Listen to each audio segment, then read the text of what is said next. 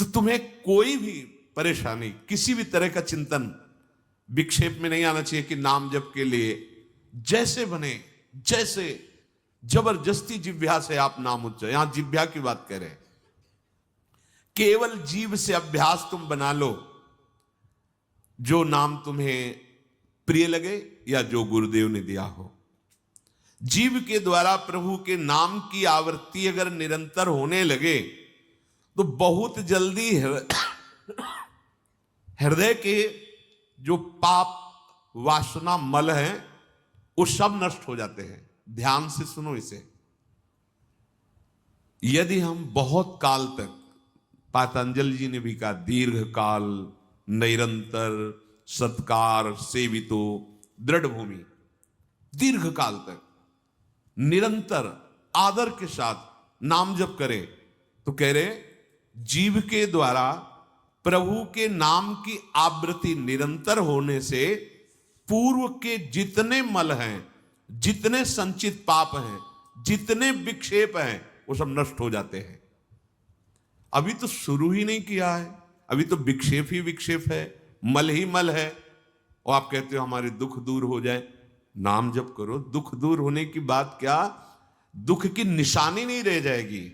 जैसे अगाध समुद्र में मछली किलोल करती है, ऐसे हरि शरण में जो जीव होता है, भजन करता है, उसे अपार सुख मिलता है। सुखी मीन जिम नीर अगाधा। अब तीसरी बात है, ये बहुत क्रम से जोर की, जैसे स्मृति तो उससे सब कुछ अनुभव होगा, पर उसकी प्राप्ति नाम जप से होगी। अब नाम जप में हमारी रुचि, नाम जप में हमारी भावना पुष्ट हो, उसके लिए कह रहे हैं तीसरी बात बहुत आवश्यक है, भगवान की कृपा पर पूर्ण विश्वास होना। ये तीसरी जो बात है, ये बहुत जोर की बात है, कृपा पर विश्वास हो जाना। भगवान हम पर कृपा किए हैं और उनकी कृपा से हमको निश्चित भगवत प्राप्ति होगी। कई बार विश्वास की, कृपा की चर्चा हुई है। ये तीसरी बात बहुत आवश्यक है उपासक के हृदय में, भगवान के कृपा बल से अब मुझे निश्चित भगवत प्राप्ति होगी, इसमें कोई संदेह नहीं है। देखो, पहली बात, स्मृति से सब कुछ प्राप्त हो जाएगा, पर बड़ा कठिन है, क्योंकि स्मृति तो हमारी जगत के भोगों की चल रही, संसार की, देह की। तो बोले नाम जप जो है वो आपकी स्मृति को जागृत कर देगा। जितना आप अधिक नाम जप करेंगे, आपके पाप सब नष्ट हो जाएंगे। तो नाम जप में भी बराबर तो हिम्मत नहीं पड़ रही, आध घंटा थोड़ा समय। नाम जप कोई साधु महात्मा एकांतवास करके 24 घंटे प्रयासरत, उनकी बात हो सकती है। हमें तो जब मिला समय तब भले नाम, अभी इतना अभ्यास नहीं। तो बोले निरंतर नाम जप और स्मृति दोनों को जागृत करने की सामर्थ्य तीसरी बात में है। भगवान की हम पर बहुत कृपा है। भागवत में भी एक जगह कहा है कि जो भगवान की कृपा का अनुभव करते हुए प्रारब्ध के अनुसार दुख सुख आता है, उसे भोग लेता है, शिकायत नहीं करता, उसमें विचलित नहीं होता है, और हर समय भगवान की कृपा का, हमारे ऊपर बहुत कृपा है, तत्यनुकंपा, ये श्लोक ऐसा है। उसे भगवत प्राप्ति ऐसे हो जाती है जैसे पिता के संपत्ति पर पुत्र का अधिकार स्वयं हो जाता है। ऐसे हर समय भगवान की कृपा का अनुभव करना बड़ी कृपा है हमारे ऊपर।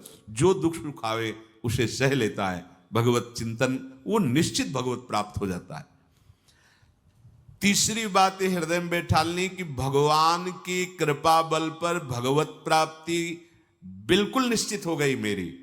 ये मानने में क्या जाता है तुम्हें? तो आप कह दो कि हमारे अंदर तो विकार हैं, अभी भजन नहीं। भगवान की कृपा बल की बात कर रहे हैं। पहली स्मृति, दूसरी नाम जप, तीसरी बात करें कृपा बल पर। उनकी कृपा से क्या नहीं हो सकता? कहो कृपा ते कहा ना हुई। अरे वो मुख से वेद पढ़वा दे, लूले लंगड़े से सुमेर पर्वत फंदवा दे, छोटे सांप के बच्चा से गरुड़ को खा जाए, भगवान भगवान। तीसरी बात बहुत जोर की है, जिसमें दोनों बातें आ जाएंगी, निरंतर नाम जप और भगवत स्मृति भी आ जाएगी। प्रभु के कृपा बल से प्रभु की प्राप्ति में अब कोई संशय नहीं है। ये भी सुबह कहा था जो साथ के पास कि तुम चिंता मत करो, बस जो हम कह रहे हैं निषेधात्मक जो बातें उनको तुम मत करना, तुम पड़े रहोगे तो भगवत प्राप्ति हो जाएगी। क्योंकि हम हैं किनके? श्री जी के। यहां जो भी आप छोटी सी भी चेष्टा कर रहे हैं, बहुत बड़ा भजन हो रहा है, महल में है, वृंदावनेश्वरी के धाम में है, एक छोटी सी भी चेष्टा, जैसे कहीं सोनी लगा दिया, कुछ भी जो भी चेष्टाएं कर रहे हो, खान पान संबंधी भी जो चेष्टाएं कर रहे हो, आपका भजन या फिर स्वार्थ आपने भजन गए, तुम चिंता मत करो भगवत प्राप्ति की। ये हम केवल निज जनों से नहीं, माइक से कहें कई बार कि आप सबको निश्चित भगवत प्राप्ति होनी, इसीलिए प्रभु ने धाम बुलाया, सत्संग सुनाया। अगर प्रभु को अपनी प्राप्ति न कराना होता तो संयोग क्यों देते? हम फंसे होते माया प्रपंच में। तो तीसरी बात कि अब हमें कोई संशय नहीं, मेरे को भगवत प्राप्ति निश्चित होगी, क्योंकि मुझे भरोसा है श्री जी का, मुझे भरोसा है वृंदावन का, मुझे भरोसा है आचार्य और गुरु का। अब ये बातें हमें डर पाओ मत। हाँ, हमारी कमजोरी है, हम अभ्यास कर रहे हैं भजन का, पर अब मुझे ये भय नर्क स्वर्ग अपवर्ग आसने, ये आ गया भरोसे से, ये कृपा का भरोसा हुआ तो बात आ गई। मानो भगवान की प्राप्ति बस मेरे को हो ही गई, ऐसे रोज सोचना है। हे महापुरुषों के वचन है। तीसरी बात बहुत जोर की है, नाम जप और भगवत स्मृति इसी में आ जाएगी, क्योंकि भगवान की कृपा से सब कुछ हो जाता है। मुझे इस जन्म में भगवत प्राप्ति पक्का होगी, भगवान की कृपा बल से, प्रियाजू की कृपा से। अब मुझे ऐसी भावना करनी कि बहुत जल्दी भगवत प्राप्ति मेरे में अब अनुभव हो रहा है कि प्रियालाल की कृपा बढ़ रही, विकार क्षीण हो रहे हैं, भाव बढ़ता जा रहा है, मुझे बहुत जल्दी भगवत प्राप्त, ये सोचना है, सोचना है। जब हम गंगा किनारे भ्रमण कर रहे थे तो एक लाल जी योगी नाम के महात्मा थे, तो रात्रि में, प्राय संत जन रात्रि में जगते हैं, तो उनसे मिलने गए, तो रेत में ऐसे कपड़े का वो तंबू उसी में थे। उन्होंने कहा देखो, तुम्हें जो बनना है वो सोचो, जो सोचोगे वही बन जाओगे। तो छोटी सी डायरी रखते थे, एक पेन लिखा, उसी समय आज भी वो लिखी रखी, जो तुम्हें बनना है वो सोचो, वैसा सोचो, जैसा सोचोगे वैसा तुम बन जाओगे। सोचो, भगवान की हम पर बहुत कृपा है, हमारे अंदर दैवी संपदा बढ़ रही है, विकार धीरे धीरे क्षीण हो रहे हैं, मतलब मुझे प्रभु मिलने वाले हैं, मुझे प्रभु मिलने वाले। आप देखो इसका प्रभाव देखो, प्रभु की कृपा से अवश्य अवश्य अवश्य मुझे भगवत प्राप्ति होगी। बस अब तो भगवत प्राप्ति होगी ही, क्योंकि प्रभु की कृपा है। ये शब्द पकड़ो, अंदर तुम्हारे अंदर अपने में कोई बल नहीं, अपने में कोई साधना नहीं, पर यहां कृपा की बात है, भगवत कृपा, भगवत कृपा बल। अपनी असमर्थता, बहुत अमृत में वचन है, अपनी असमर्थता, अपनी अयोग्यता, अपना अनाधिकारपन, ये है क्या? मैं अधिकारी नहीं हूं भगवत प्राप्ति का, मैं योग्य नहीं हूं भगवत प्राप्ति, मेरे में कोई सामर्थ्य नहीं, ये है। पर भगवान की कृपा से मुझे इतना विश्वास हो गया कि मुझे भगवत प्राप्ति होगी। अब क्या समस्या है? देखो, बहुत आनंद की बात है, मुझे भगवत प्राप्ति होगी भगवान की कृपा से, श्री जी की कृपा से। ये शब्द इतना असीम प्रभावशाली है कि आप जो ही बात हृदय पे लाएंगे तो आपके सारे दोष, विकार, विघ्न, अड़चने, बाधाएं ये नष्ट होती चली जाएंगी। ये देखो महापुरुषों के अनुभव होते हैं। मत चित्ता सर्व दुर्गाणि मत प्रसादात तरिष्यति, भगवान कह रहे, मत चित्ता सर्व दुर्गाणि मत प्रसादात तरिष्यति। सारे के सारे विघ्न, सारे के सारे दोष, सारे की सारी भगवत प्राप्ति में जो अड़चने हैं वो भगवान की कृपा प्रसाद से नष्ट हो जाएंगी और मुझे भगवत प्राप्ति होगी। मत चित्ता सर्व दुर्गाणी मत प्रसादात, साधन प्रसादात नहीं कह रहे यहां, समझो, मत प्रसादात तरिष्यति, तू तर जाएगा मेरे कृपा से। ये मेरे प्रभु की घोषणा है कि मेरे प्रसाद से सारे विघ्न नष्ट हो जाएंगे और तुम त्रिगुणात्मिका माया को लांघ करके मेरे को प्राप्त कर लोगे। बस मेरी कृपा पर विश्वास करो, मेरी कृपा पर मत चित्त बन जाओ। अपने चित्त को मेरे में अर्पित कर दिया। प्रभु की कृपा का भरोसा इतनी जल्दी दिव्य सद्गुण लाता है, ये पक्की बात है। जो दिव्यता आती है भागवतिक, वो भगवत कृपा से आती है। और ये कृपा तभी अनुभव में आती है, तो पर अनुभव में तभी आती है जब ये बात आ जाती है कि मैं असमर्थ हूं, मैं अयोग्य हूं, मैं अनाधिकारी हूं। पर भगवान की कृपा है, प्रभु की कृपा है हम पर, अब मुझे निश्चित भगवत प्राप्ति होगी। ये तीन बातें जीवन में आना बड़ा कठिन होता है। असमर्थ हूं, अयोग्य हूं, अनाधिकारी हूं। जब ये बात आ जाएगी ना, तो तृणादपि सुनी चिन्ह अपने आप आ जाएंगे, अपने आप पूरा सूत्र भागवती उतर जाएगा।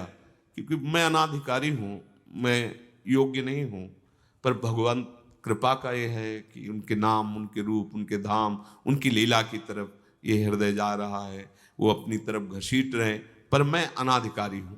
इससे क्या होगा?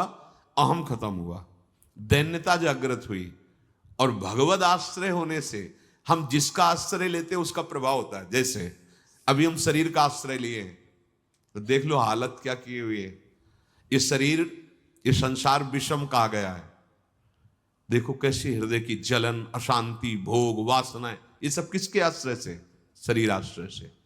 अभी भगवद आश्रय, अंदर से भगवद आश्रय, अंदर की बात है। यहां मैं अनाधिकारी हूं, योग्यता मेरे में नहीं है, मैं किसी योग्य नहीं हूं, पर प्रभु की कृपा हम पर है, निश्चित मुझे भगवत प्राप्ति होगी। कह रहे इसका इतना बड़ा प्रभाव है कि इसमें जो सामर्थ्य जागृत होती है, भागवतिक सद्गुण जागृत होती है, वो किसी साधना से नहीं, इससे बढ़कर कोई दूसरा उपाय नहीं है। विश्वास भगवत कृपा पर। तुलसीदास जी भी महाराज कहते हैं कि वस्तुतः मेरे में कुछ नहीं है, पर है तुलसी प्रतीत एक प्रभु मूर्ति कृपामयी है। मेरे में ऐसा कोई सद्गुण नहीं कि मैं अपने प्रभु को रिझा सकूं, पर यह विश्वास है कि मेरे प्रभु कृपा में है, कृपा मूर्ति है। अपने साधनों पर जो विश्वास करता है, अपनी जितेंद्रियता पर जो विश्वास करता है, वो गिर सकता है। लेकिन जिसको अपनी अयोग्यता का भान हो गया है और प्रभु का भरोसा हो गया है, उसे कोई नहीं गिरा पाएगा, पक्का। बच्चा बन जाओगे, अयोग्य हूं, पर आपका भरोसा, तो कोई प्रश्न नहीं आएगा जीवन में। अगर प्रश्न आता है तो आप वाणी से बच्चा कहते हो, लेकिन अंदर अहंकार है, वो अंतर्यामी सदगुरु जानता है। मोमन कबहु तुम्हें ही ना लागो, ज्यों छल छाण स्वभाव निरंतर रहत विषय अनुराग। अगर हम अपने साधन की बात करें तो वह अच्छा साधन तो विषय का कर रहा है मन। देखो हम कभी पद्मासन लगा के किसी विषय का ध्यान नहीं करते, बहुत सुंदर बात। मोमन कबहु तुम्हें ना लागो, ज्यों छल छाणी स्वभाव निरंतर रहत विषय अनुराग। भक्ति में तो छल कर रहा है, लेकिन विषय चिंतन में छल नहीं कर रहा है, ईमानदारी से सच्चाई से विषय चिंतन कर रहा है। मेरा मन हे प्रभु कभी आप में ऐसे नहीं लगा जैसे विषय में ये छल छाड़ कर स्वाभाविक लगता है। विषय में कभी किसी को मन लगाना नहीं पड़ता है। देखो, विषय में कभी किसी को मन लगाना नहीं पड़ता, स्वाभाविक लगा रहता है, निरंतर लगा रहता है और अटल लगा रहता है। देखो, अटल का मतलब बस वो यही शब्द स्पर्श रूप रसगंध इन्हीं में घूमेगा। कभी वो हट करके ऐसे प्रभु में लगा जैसा विषयों में लगा है। ज्यों छल छाण स्वभाव निरंतर रहत विषय अनुराग्यो। मेरे मन की दशा, मेरे इंद्रियों की दशा आपके अनुकूल नहीं है प्रभु, ये विषय के अनुकूल है। पर प्रभु मेरे मन में एक विश्वास हो गया है कि आपकी मूर्ति कृपामयी है और जीव ने नाम की ओट लई है तुलसी परतीत एक प्रभु मूर्ति कृपामयी है और नाम की ओट जीव ने ले ली है, बस अब सब कुछ हो जाएगा। चौथी बात, प्रत्येक प्राणी में, संसार की प्रत्येक वस्तुओं में मेरे प्रभु समाये हुए हैं। यहां सिद्धावस्था आती है। ये तीन बातें बहुत जोर की। पहली है भगवत स्मृति, इसी में सब कुछ हो जाता है, पर बड़ा कठिन है, इसलिए नाम जप जिह्वा के द्वारा, उसमें भी बहुत, कहां रोज नाम महिमा सुनते हैं, इतनी प्रीति कहां हो रही। तो बोले तीसरी बात पकड़ लो कि हम पर प्रभु की बहुत कृपा है और भगवत कृपा से मुझे इसी जन्म में मुझे भगवत प्राप्ति होगी। चौथी बात, ये बहुत ही आवश्यक है, क्योंकि अगर ये नहीं तो भजन करना कठिन, बचाना कठिन, पचाना कठिन। इससे भजन तुम्हारा पच जाएगा, तुम सिद्ध हो जाओगे। जैसे चावल सिद्ध हो जाता है तो कहीं भी दबाओ उसमें कड़ापन नहीं रहता, ऐसे जो सिद्ध हो जाता है तो उसके हृदय में कठोरता नहीं रहती। प्रेम से द्रवित हृदय होता है। कठोर हृदय में ही काम क्रोध लोभ मोह मद मत्सर रहते हैं, शुष्क हृदय में, द्रवित हृदय में नहीं रहते।